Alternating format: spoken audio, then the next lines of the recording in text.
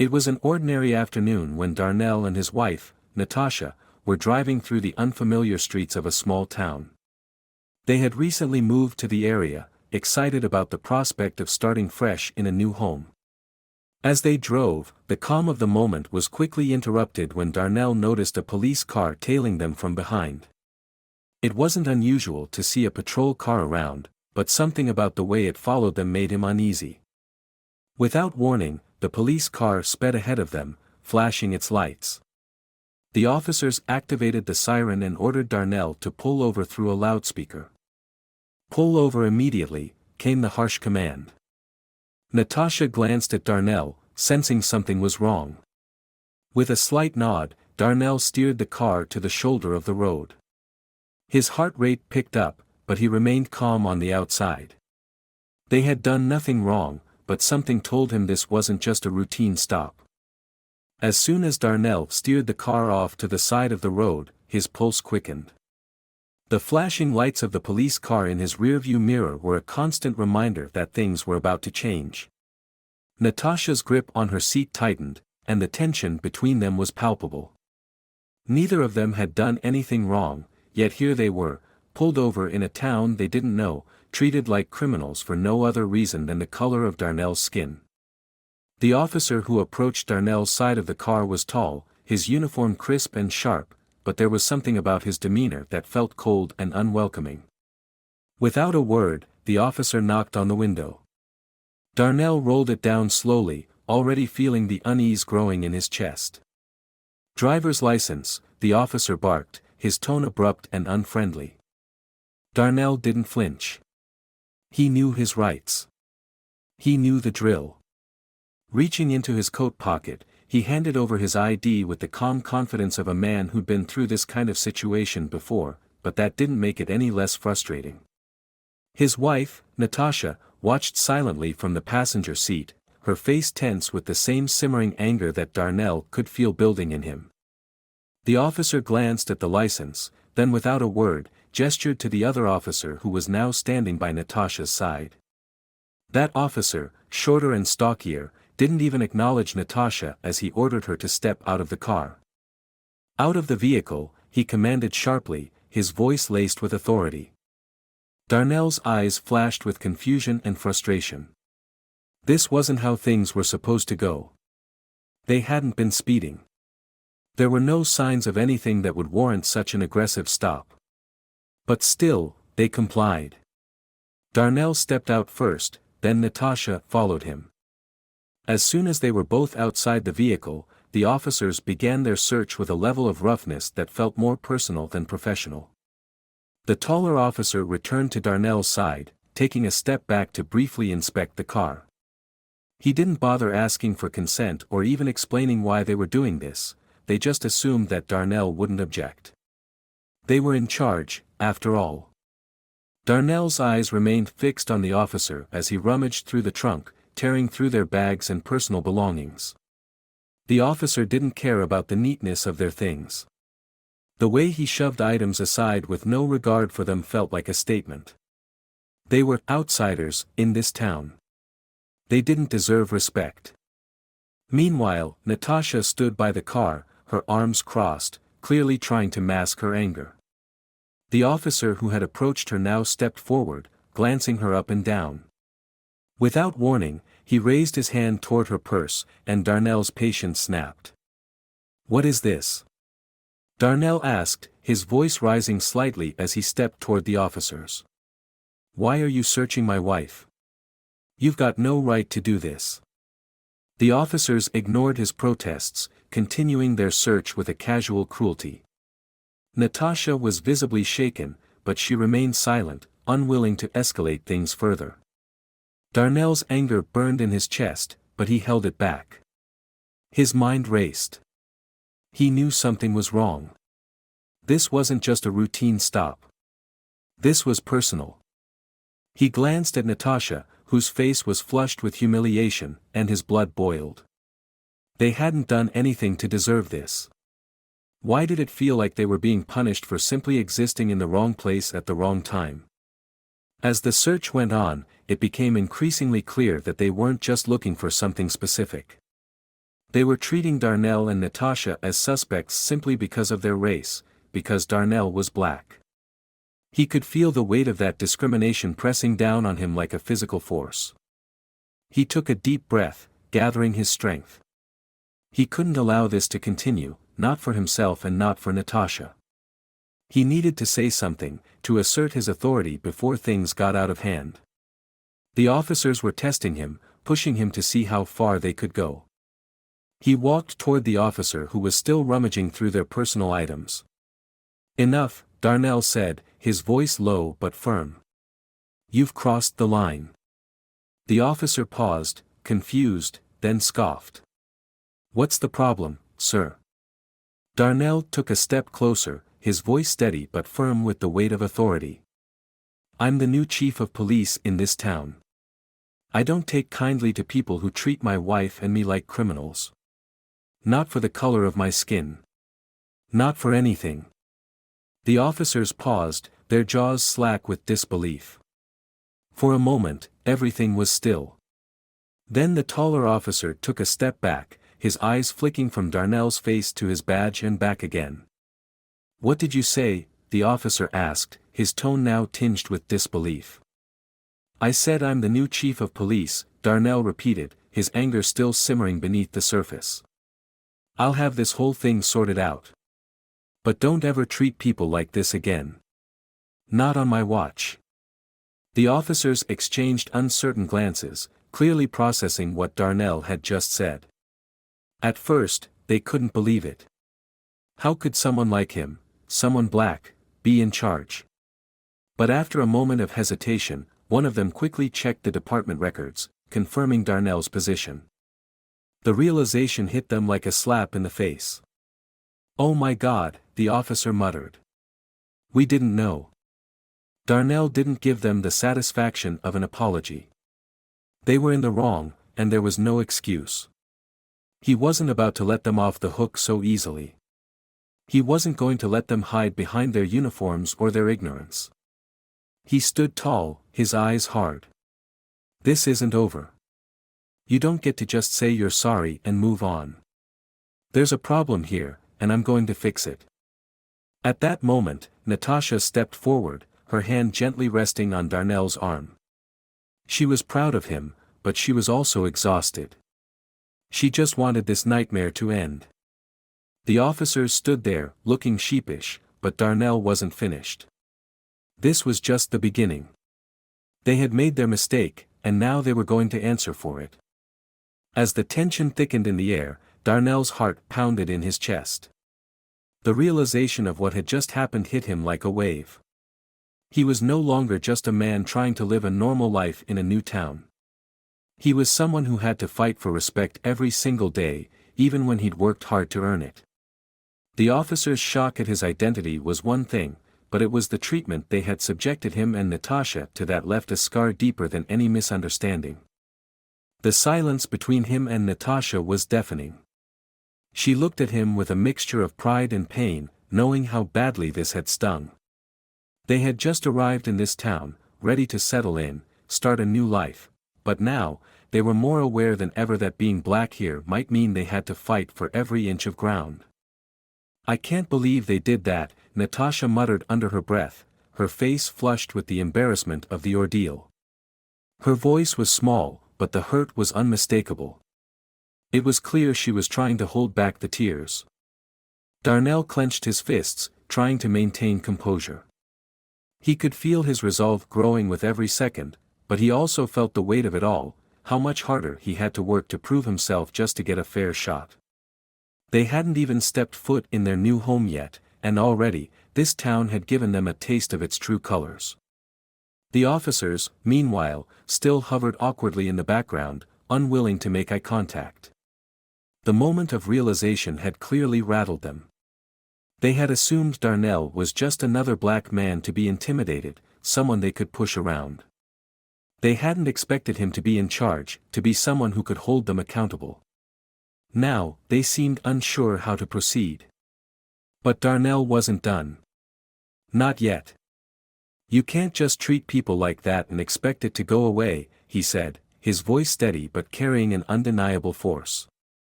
His hands were still shaking slightly from the adrenaline, but there was no way he was letting them walk away without consequences. "We're going to the station. Now." His words left no room for argument.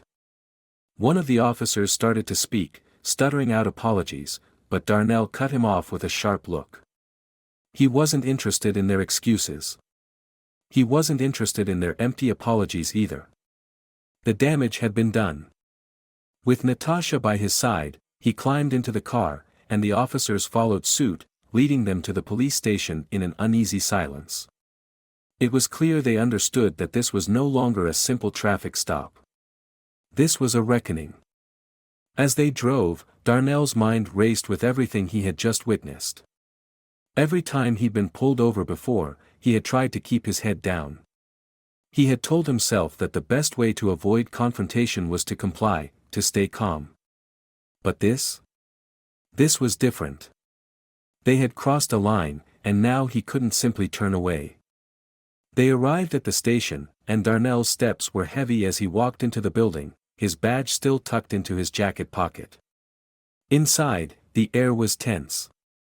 The officers who had been involved in the stop were already waiting, clearly nervous. The chief, an older man with a thin mustache, eyed Darnell as he entered, a look of discomfort on his face. "I want to file a formal complaint," Darnell declared, his voice ringing through the room. The chief didn't hesitate, but his face darkened. He knew that Darnell wasn't going to let this slide, and his presence was a stark reminder of how badly this was about to get. The officers were taken into a private room, one by one, and Darnell watched as they were questioned, their excuses crumbling in the face of the undeniable truth. They hadn't just made a mistake, they had acted out of prejudice, and now they had to pay for it. By the time everything was said and done, Darnell had made sure that their actions would not go unpunished. The officers who had treated him and Natasha with disrespect were stripped of their ranks, and the chief had made it clear that their behavior would not be tolerated. But Darnell wasn't satisfied with just their demotion. This was about something bigger. This was about showing that even when you're in charge, when you hold the power, you don't get to abuse it. When he left the station, Natasha was waiting outside, her eyes filled with pride. But even as the officers walked out with their heads down, their punishment hardly felt like enough. Darnell wasn't just fighting for his own dignity, he was fighting for the dignity of every black person who had ever been treated like they didn't belong. The breaking point had come. He wasn't going to let anyone forget it. The sun hung low in the sky as Darnell and Natasha sat in their car outside the police station, their minds swirling. The adrenaline from the confrontation had long since faded, but the bitter taste of what had happened still lingered. Natasha's eyes were distant, her fingers nervously tapping on her lap. Darnell sat next to her, his thoughts as turbulent as the storm brewing inside him. He couldn't stop replaying the moment when he had made his stand. The humiliation, the shame of being treated like a criminal just because of his skin. But there was something else, too, something more urgent. The officers hadn't just been disrespectful, they'd shown their ignorance. And that ignorance needed to be addressed, for their sake and for the future of everyone who might find themselves in the same position. Darnell looked over at Natasha, catching her eye. She could see the tension in his face. "What's next?" she asked quietly. Darnell took a deep breath, his voice firm but measured. "They have to know they can't just get away with this. They have to own what they did." He paused, collecting his thoughts. "I'm not just doing this for me. I'm doing this for every person they've treated like this." They both sat there for a moment, silently contemplating what had happened, until the sound of footsteps approaching broke the stillness. A car pulled up beside theirs, the same officers who had harassed them earlier stepping out. They looked uneasy, standing by the door, glancing at Darnell and Natasha. One of the officers, Officer Carter, the one who had been the most aggressive during the search, stepped forward, holding a small envelope in his hand. He stumbled over his words, clearly unsure how to begin. "We're sorry. For everything. What we did wasn't right." Darnell didn't respond immediately. He had been expecting this, but the apology still felt hollow. He could feel the weight of their words, but it was the sincerity, or lack of it, that mattered now. Carter continued, his voice growing steadier as he spoke. We were out of line. We didn't handle the situation with the respect you deserve. We're ashamed of what happened. He glanced back at his fellow officers, who stood behind him, heads down, ashamed. We were wrong. And we're sorry. There it was, the apology. But Darnell could see through it. Words alone weren't enough, not after what they'd put him and Natasha through. He needed to know that they understood the gravity of their actions, that this wasn't just about saving face. He looked at Carter, his eyes hard. Do you understand why I had to take this further? Darnell asked, his voice calm but intense.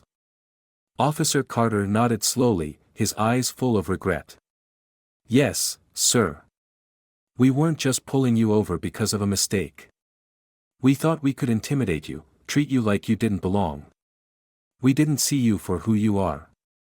He paused, his voice faltering. We only saw you for the color of your skin. Darnell let the words sink in. The apology wasn't perfect, but at least they were acknowledging the truth. And that, he realized, was a start. Natasha spoke up from the passenger seat, her voice steady but tinged with emotion. You've apologized, but words are just that. Words. What happens next? What's going to change? Her gaze moved from Carter to the other officers, challenging them to prove that this was more than just a quick fix. Officer Carter swallowed hard, then nodded to his colleagues. We're committed to doing better. We're taking sensitivity training. The chief is going to make sure we all understand how to do our jobs fairly, without prejudice. His eyes met Darnell's again. This won't happen again. Not like this. Darnell studied their faces, weighing their words. There was a part of him that wanted to lash out, to demand more, but he knew that real change started with action, not just anger. And if these officers were truly sorry, if they were going to change, then that had to be enough, for now. He nodded slowly, still processing everything that had happened. It better not, he said, his tone steady, a warning hidden in the calm. But this isn't over. You can't just go back to business as usual. Every person you pull over, every citizen you encounter, remember them. Not by the color of their skin, but by who they are. And don't let this happen again. With that, Darnell turned to Natasha, signaling that it was time to go. He wasn't ready to let go of what had happened, but he had made his point. They had taken the first step toward change, even if it was a small one. As they drove away, the officers stood there, watching them leave. There was no turning back now. For Darnell, this was a victory, not just in the fight for his own dignity, but for every person who had been unjustly treated because of their race. It was a hard-earned apology, but it was a start. And for now, that would have to be enough. The air was heavy with anticipation as Darnell and Natasha entered the police station. It was a stark contrast to the warmth of their car, a space that had once felt like a sanctuary. Now, as they stepped through the sliding doors, they felt the weight of the moment, the gravity of everything that had happened hanging in the air. Inside, the atmosphere was different. The tension from earlier was still palpable, but now it was accompanied by something else, an undeniable feeling that the scales of justice were starting to tip. Darnell's presence in the station was not just as a man who had been wronged, he was about to be a catalyst for change. And he knew it. Darnell walked with purpose, his eyes fixed straight ahead, never wavering. Natasha, by his side, gave his hand a reassuring squeeze. She had always been the one to calm him down when things felt overwhelming, but today, she stood by him in silent solidarity. They were both in this together. They reached the front desk, where Officer Simmons, one of the officers who had been involved in the earlier incident, stood, his posture stiff and uncomfortable. He knew the magnitude of the situation. His gaze dropped when he saw Darnell approaching. "We've been expecting you," Simmons said quietly, almost too quietly. He motioned toward the hallway. "The chief is waiting in his office." Darnell nodded without a word, and they followed Simmons down the corridor to the chief's office. As they walked, Darnell could feel the eyes of other officers on him. There were no smiles, no greetings, just the faint whisper of murmurs. The entire station was on edge. When they reached the office, Simmons knocked gently before opening the door. Inside, Chief Daniels was sitting behind his desk, his hands folded neatly in front of him. The air in the room was thick with the kind of tension that only comes from an unresolved conflict. "Darnell," Chief Daniels said, standing up as they entered. He extended a hand, but there was hesitation in his posture. "Natasha. I want to start by saying that I'm deeply sorry for what happened earlier. I've already had a discussion with the officers involved." Darnell didn't shake his hand. Instead, he crossed his arms, his eyes cold but not unyielding. "Apologies don't fix things, Chief," he said, his voice steady, but with a quiet intensity that demanded respect. "You can say you're sorry all you want, but that's not enough. Not this time." Chief Daniels seemed taken aback by Darnell's response but nodded slowly. He had been prepared for this. "I understand. And I agree. That's why I've already taken steps to address the situation." Behind him, a file sat on his desk. Darnell could see the name tags of the officers involved, Carter, Simmons, and others, and there was no mistaking what had been written on the papers. It was clear that Daniels had already begun his own investigation. "I've decided to demote the officers involved in the incident," Chief Daniels continued, his voice firm. "Officer Carter will be reassigned to a desk job, and Officer Simmons will undergo extensive sensitivity training. This will be a lesson for everyone in this department. There's no place for this behavior, and it will not be tolerated." Darnell allowed himself a moment of quiet satisfaction. He had known that standing his ground would lead to something more than just an apology, but hearing the concrete actions made it real. The change had already begun. However, Darnell wasn't done. He had never been the type to let things slide, not when justice was on the line. "And what about the others who stood by and did nothing?" Darnell asked, his eyes narrowing. "The ones who watched it happen and said nothing?" Chief Daniels hesitated for a moment, clearly caught off guard by the question. But Darnell could see that he was wrestling with the truth of it. The room was silent, and for the first time, Daniels looked like a man who understood the weight of the decisions he had to make. "I'll be addressing the entire department," the chief said slowly. "This isn't just about those officers. It's about the culture within the force. I'll ensure that the training we provide goes beyond just one-on-one sessions. We need systemic change. And I'll make sure this doesn't happen again." Darnell nodded. He wasn't sure if it would be enough, but it was a start. A good one. He turned to Natasha, who had been quiet, her eyes focused intently on the proceedings. She was strong, as always, but Darnell knew this situation had affected her, too. They both knew that this wasn't just about a single incident, it was about the larger pattern of racial injustice that had plagued their lives for so long. With one final glance at Chief Daniels, Darnell spoke again, his voice unwavering. "This is just the beginning. You have to keep your word. Make sure the change happens, not just here, but everywhere." Chief Daniels nodded. "I will. You have my word." As Darnell and Natasha left the office, they could feel the weight of the past few days slowly lifting off their shoulders. The ordeal wasn't over, but they had made a stand, and now they had won something that was more than just a demotion or an apology. They had created a ripple, one that could possibly change the way things were done in that town. And for once, Darnell didn't feel like the world was against him. He felt like he had the power to make a difference. It was the kind of power that wasn't given by rank or position, but by integrity and the courage to fight for what was right. As they walked out of the police station and into the quiet of the evening, Natasha took his hand, and Darnell squeezed it gently. They didn't need to say anything. The victory was in the air between them, a silent acknowledgement that justice had, in fact, been served.